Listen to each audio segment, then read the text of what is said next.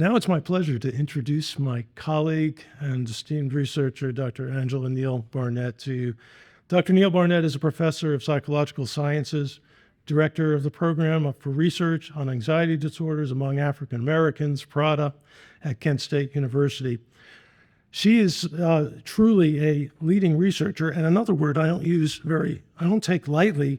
She, in my view, is a visionary. She's a visionary in terms of her research and a visionary in terms of how she sees research impacting our society. Her focus has been on the mental health of underserved populations with an emphasis on anxiety and trauma-related disorders.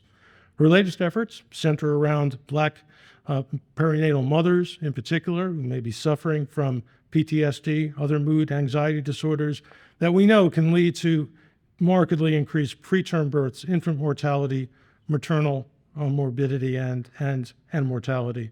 And through her Spirit of Motherhood initiative, funded by the Anthem Foundation and the Char and Chuck Fowler Family Foundation, pregnant Black women and their families receive a multi-level intervention for PTSD. That's really been remarkable. Dr. Neal Barnett is the author of Soothe Your Nerves, The Black Woman's Guide to Understanding and Overcoming Anxiety, Panic, and Fear.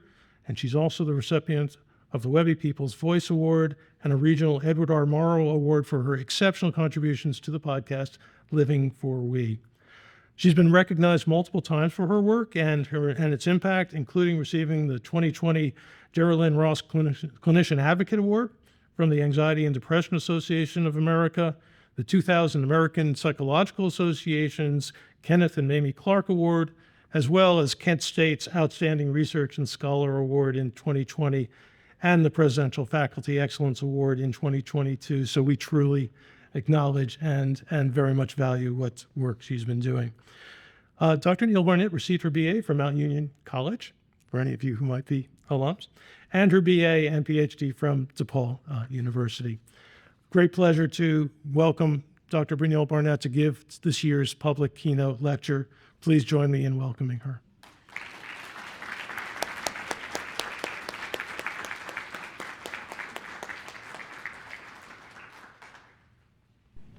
In my house sits this chair.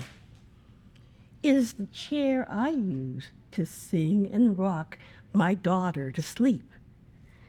It is the chair that my mother used to rock her 6 babies to sleep. And it is this chair her grandmother rocked my granddaddy and all 10 of his siblings.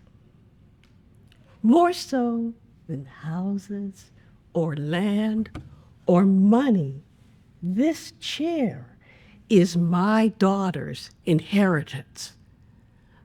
But I don't know if she'll ever use it.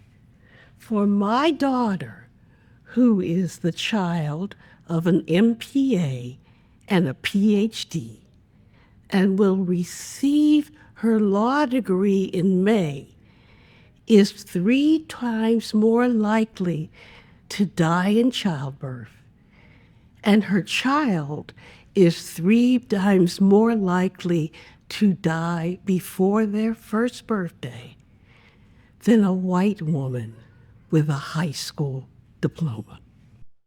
Hush, little baby, don't say a word. Mama's gonna buy you a mockingbird. If that mockingbird don't sing, Mama's gonna buy you a diamond ring. If that diamond ring turns brass, Mama's gonna buy you a looking glass. If that looking glass gets broke, Mama's gonna buy you a billy goat. Hush, little baby, don't say a word. Mama's gonna buy you a mockingbird. I never intended to be a maternal health researcher. It was 2016, and my daughter was away at college, and I was spending my time sitting on the deck drinking Moscato, and golfing. And then the founder of Birthing Beautiful Communities knocked on my door. Everybody said, I should come see you, she said. I'm the founder of a doula agency, and the people who are evaluating this program tell us that the women are not stressed. But when they talk to us, they sound stressed. So we think the researchers are wrong. Black babies are dying, she said. Can you help us? So I checked my tea time and said yes. How long could it take? Well, it's now 2024. Haven't seen the deck. Moscato's still in the fridge, and the golf bag is straight up missing.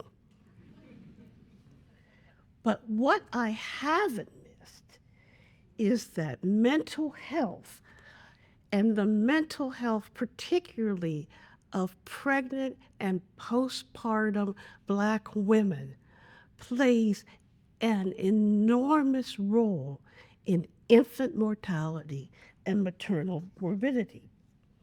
And one of the reasons that these rates stay so high is because we don't routinely screen for anxiety or depression or trauma.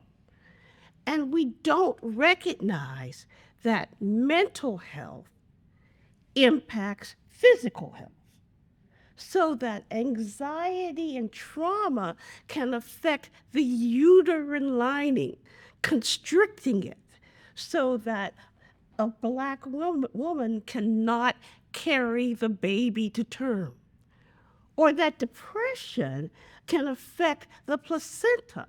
In fact, among depressed Black women, the placenta can become detached, endangering the life of both the mother and the child. And anxiety and stress certainly raise one's blood pressure, and that contributes to preeclampsia. And when it is clear that a Black woman has a mental health disorder, she's usually referred to a place that she doesn't want to go and is seen by a person that she has no interest in seeing.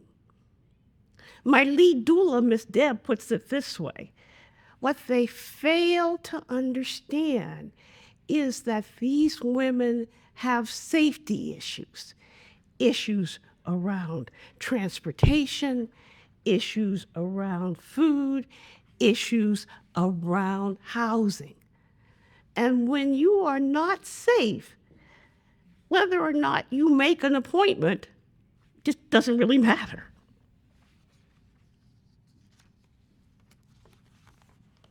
Listen to Black women. Whenever I say this, someone always says, Dr. Angela, we should listen to all women. That may be true, but what I've found is that when we listen to all women, inevitably, it is the voices of Black women that get lost.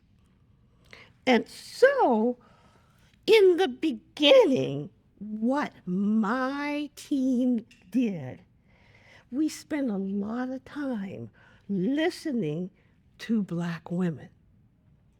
We listened to their words, and we listened to what their bodies had to say.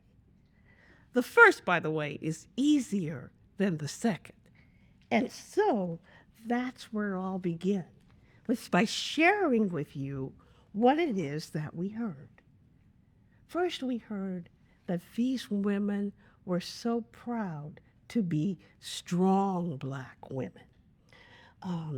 Even though they knew that in keeping on, that they should stop. But they couldn't do that because, as they explained, if we stop, we have to think about everything else. And that is just too overwhelming. And so, in that overwhelmingness, what we heard was stress and anxiety. And it turned out these women were really stressed. Okay. But the disconnect came because the researchers were using a standard instrument that historically has underestimated the stress of Black women. So now that we knew that they were stressed, we just couldn't leave them. I mean, we could just write it up, publish it, and have been done. But that's just not the way I roll. So we developed Sisters Offering Support, Sister Circles, an intervention for maternal stress and anxiety. And we trained the doulas to deliver the intervention. Okay? And the very first thing we do in this intervention is we get them to take off their capes, to stop being strong Black women, and just listen to each other. So Sisters Offering Support uses Soothe Your Nerves, the Black Woman's Guide to Understanding and Overcoming Anxiety and Panic and Fear as the guidebook. And we know that the gold standard in treating anxiety and stress is cognitive behavioral therapy, or CBT. So what we do is we integrate CBT into the Sister Circle via storytelling and theme songs and action planning and yoga, which is a form of mindfulness. We listen to Black mothers, and they listen to each other. And a bond is formed between the sisters in the circle, and their stress and anxiety is reduced. And what we heard as we listened, time and time and time again, was, "What? You mean this as a name?" We just thought it was the way it was supposed to be. Imagine that the way it is supposed to be is to be racked with anxiety and fear. Before we could even consider, and the other thing we heard as they came to trust us was trauma. So before we could even consider what to do with all of that, it turned out that while we were listening to Black women, people were listening to us. And we were approached by the Sisters of Charity, who offered us a grant to work with perinatal Black mothers in another area of Cleveland. So by that time, I didn't even consider the tea time. Okay. Black babies and their mothers were dying. And the women who survived were powerless. And Prada and our team had the knowledge and the skills that were empowering pregnant and postpartum Black women. And so we knew that what we were doing was critical to reversing the trend. And so we said yes. This time, we not only listened to Black women, but we also listened to what their bodies had to say. And we did this by collecting hair cortisol. Now, cortisol is a stress hormone, and hair cortisol is a measure of chronic stress. And stress starts in the brain. So stress starts in the brain with the hypothalamus, which is at the top of the brain. And the hypothalamus is, for those of you who didn't take Psych 101, the hypothalamus is the thermostat of the brain.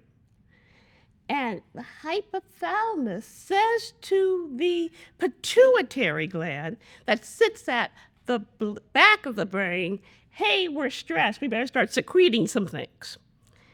And the pituitary gland says to the adrenal gland, which sits right above the kidneys, okay, stress is here.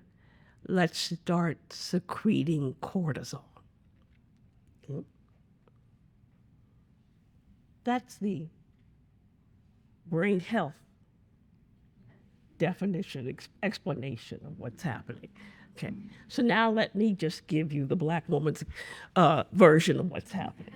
Okay, so it's a lot like what happened when my daughter turned 16. I threw her the keys to the SUV and I went down to the dealership and I bought myself a grown woman's car. Okay? So now for those of you who do not know, let me give you the psychological definition of a grown woman's car. It only holds grown-ass people. Okay?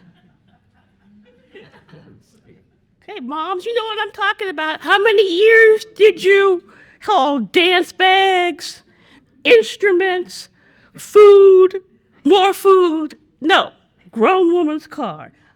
I drove that baby off the lot, popped the top, wheeled it onto 77 South, and I drove 77 miles at 77 miles per hour, okay? At the 78th mile, the car started making noise. At the 79th mile, steam rose from the engine. And at the 80th mile, the car just stopped. I had driven it so hard and so far that I had burned out the engine. And that's what happens to pregnant and postpartum Black women in the face of unrelenting chronic stress. And the most frequent chronic stress is racism in all of its forms. Okay, so you get these women who are facing racism and all other types of stressors on a daily basis. And at first, the cortisol is high, okay? But at some point, it can't go any further. And it becomes what is known as blunted or low, okay? And blunted cortisol is indicative of anxiety and trauma. And really high cortisol is indicative of depression. So now, knowing that, let's look at what these women's bodies were saying. Okay. So you can see that we have these women who were in their their second or third trimester of pregnancy, and they talked about maltreatment because of race and their experiences with racial microaggressions. And we also know that pregnancy increases cortisol rates, so that we had to do some calculations to see what exactly was going on. Okay. Okay. And what exactly was going on was trauma. And I'm just going to share some of the trauma themes that these women talked about. So here's a woman who talks about just her upbringing, that we are children born from children of the crack epidemic. We did not get love. We did not get support. We did not get guidance. We did not get nurturing. HCC stands for hair cortisol, okay? Concentration. And that number you see is quite low. It would be considered blunted. Okay? And here's another one. Here's another woman. As soon as I had her, speaking about her child, I came home. I hear a whole shooting. It's coming around the front. I'm telling my daughter to duck down off the couch because the window's right here. I hear shooting from the back, and my couch is right in front of the window. And I'm just like, I can't live out here. Another example of blunted cortisol.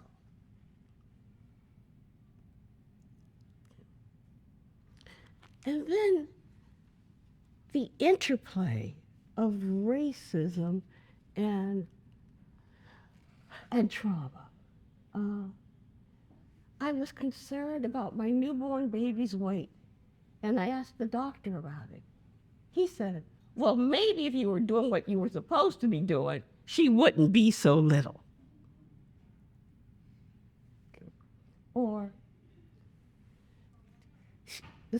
woman was talking about pregnancy and their hair and their skin, and how she had to fight every day just to look the way that she wanted to look.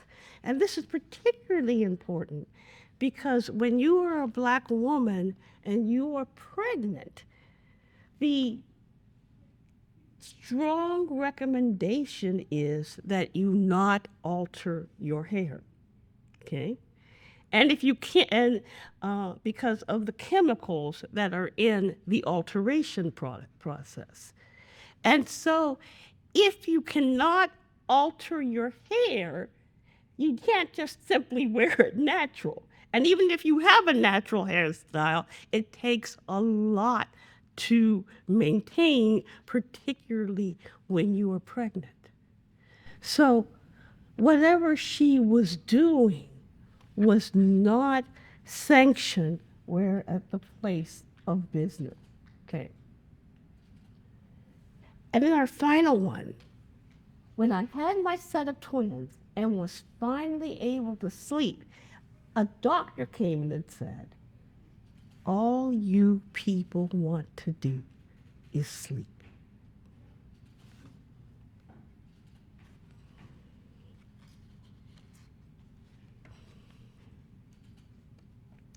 And when we look at the cortisol levels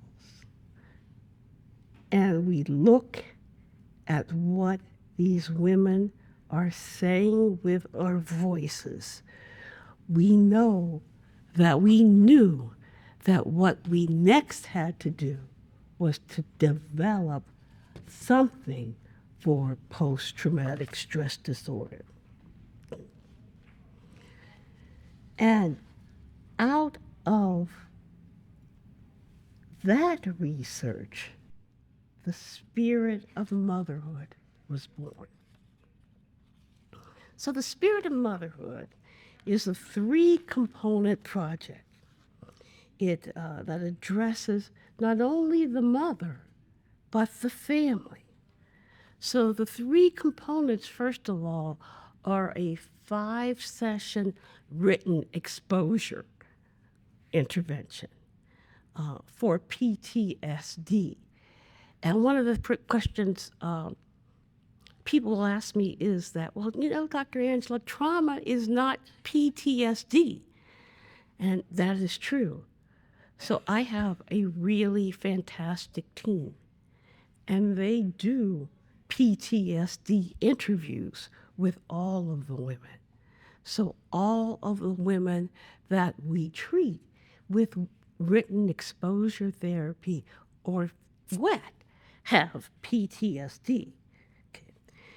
And then from the written exposure therapy, we offer a stress parenting program.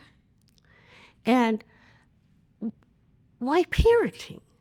Well, the research says that parenting is an effective treatment for PTSD. And many of these women never, ever learned to parent. So we have WET, which is delivered by graduate students who are also licensed counselors. We have the stress parenting program, which is delivered by our doulas.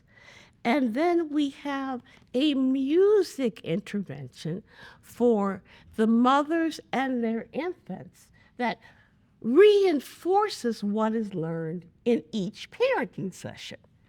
And many of these women also have preschool children.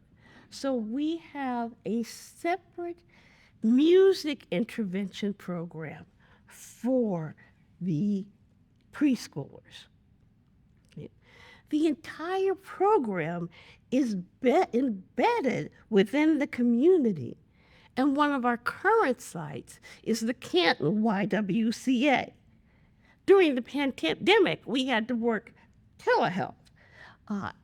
And yet, even though we were working remotely, the program was effective. I have a great team. I cannot say this enough.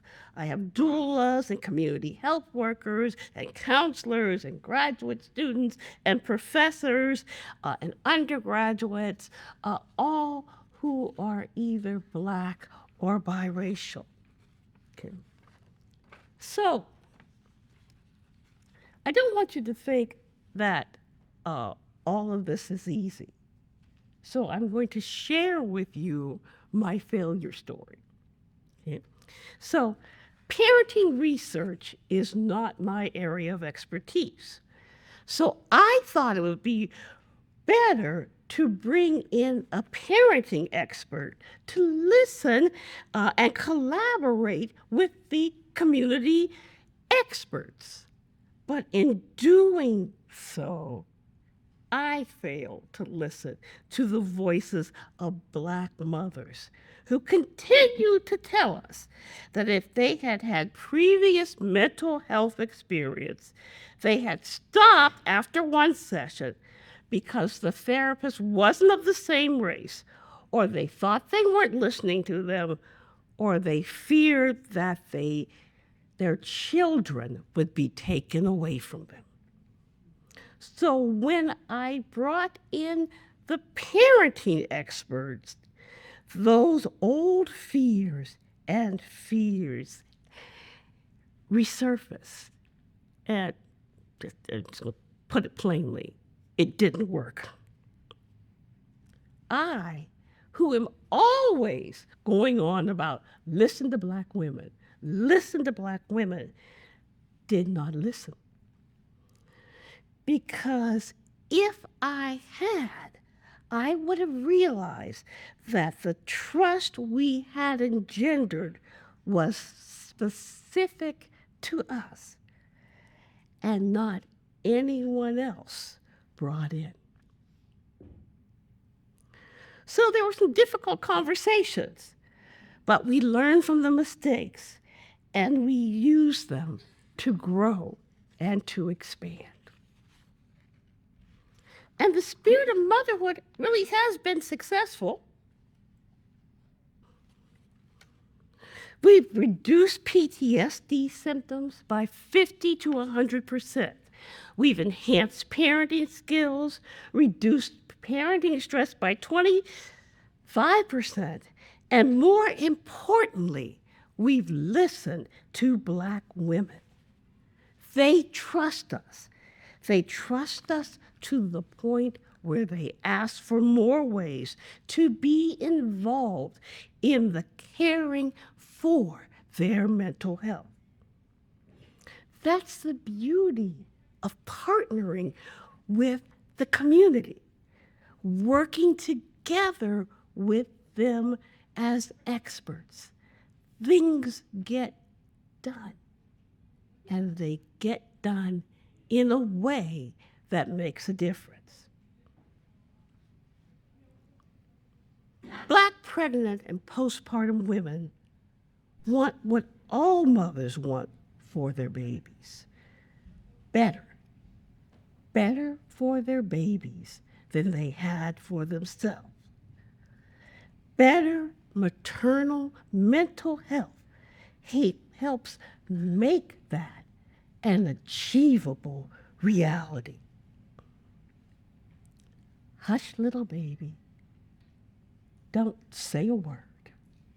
Mama's gonna buy you a mockingbird. In my house sits this chair, and it is my hope that the work I shared with you today and continue to do ensures that my daughter and her daughter's daughter will use this chair to rock their babies to sleep.